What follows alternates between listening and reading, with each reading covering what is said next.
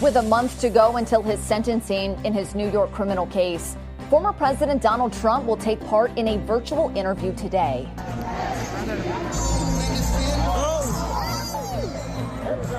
And caught on camera, the moment a bull jumped a fence at an Oregon rodeo, injuring several people. The Morning Rundown starts now.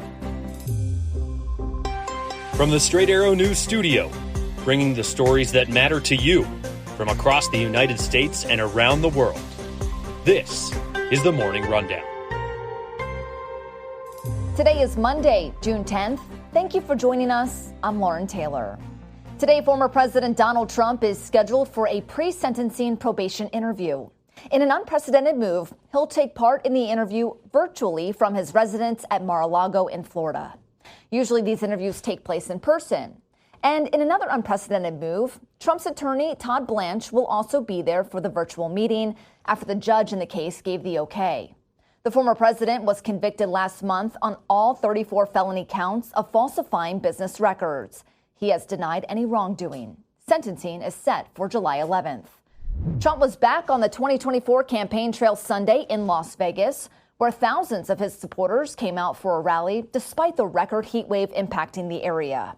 At least 3 of his supporters had to be taken away by medical personnel as temperatures reached the triple digits. The rally came just days after President Joe Biden issued an executive order temporarily closing the U.S. southern border. Trump criticized the Biden administration's handling of the border. This is the worst border in the history of the world. There's never been, no third world country has a border like that. The first thing we're going to do is we're going to close that border tight as a drum, and we're going to let people come in, but only legally. Reports indicate the Biden administration is considering a proposal to shield undocumented immigrants who are married to American citizens from deportation, though it has not yet been presented to President Biden for review. Meanwhile, the federal gun trial of the president's son, Hunter, picks back up today in Delaware. The trial is expected to wrap up this week. A key member of Israel's war cabinet has resigned. Benny Gantz, Israeli Prime Minister Benjamin Netanyahu's biggest political rival, has stepped down after Netanyahu failed to meet the deadline Gantz gave him to come up with a post-war plan to replace Hamas in Gaza by June 8th. In a speech Sunday, the retired Army general said it was a complex and painful decision. Regrettably, Netanyahu is preventing us from advancing toward true victory, which is the justification for the ongoing and painful cost of war.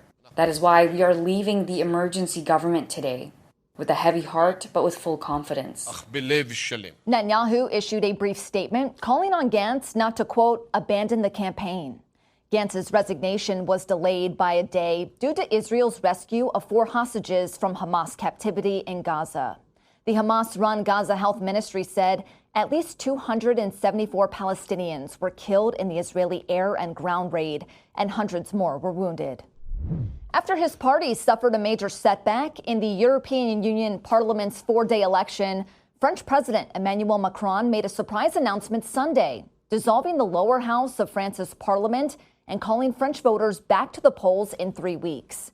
Macron's move toward snap national elections came after his Renaissance Party was defeated by the far-right National Rally Party as part of the elections for the 720-seat EU Parliament. With the National Rally Party projected to receive around 32% of the votes, more than doubling that of Macron's party. In an address to the nation, Macron told French voters with dissolving the National Assembly, he has decided to give back to them the choice for the future of their country's parliament with a vote. Un acte de confiance. This decision is serious, a hard one, but it is above all an act of confidence. Confidence in you, my fellow citizens, in the capacity of the French people to make the fairest choice for themselves and for future generations. Confidence in our democracy so that the voice can be given to sovereign people. Nothing can be more Republican.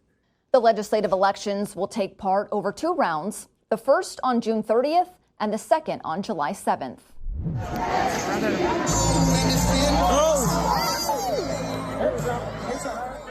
That was the scene as a rodeo bull escaped from an arena in Oregon, injuring at least 4 people before wranglers captured it.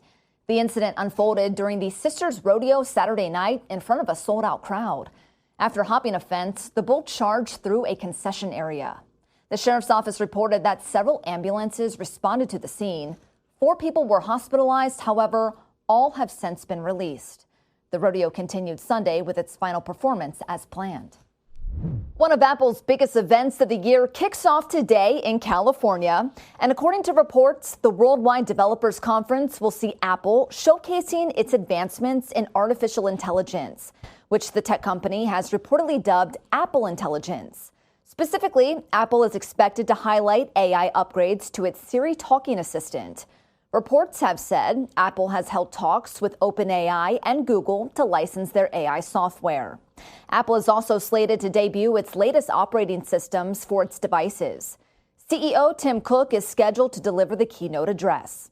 And remember, you can get alerted to our latest stories on AI by downloading the Straight Arrow News app and turning on notifications. Finally this morning, history was made on the tennis court over the weekend when Carlos Alcaraz won the French Open.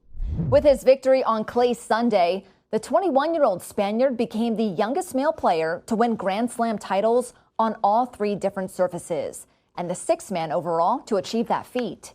He's also the first male player to win his first 3 Grand Slam titles on 3 different surfaces.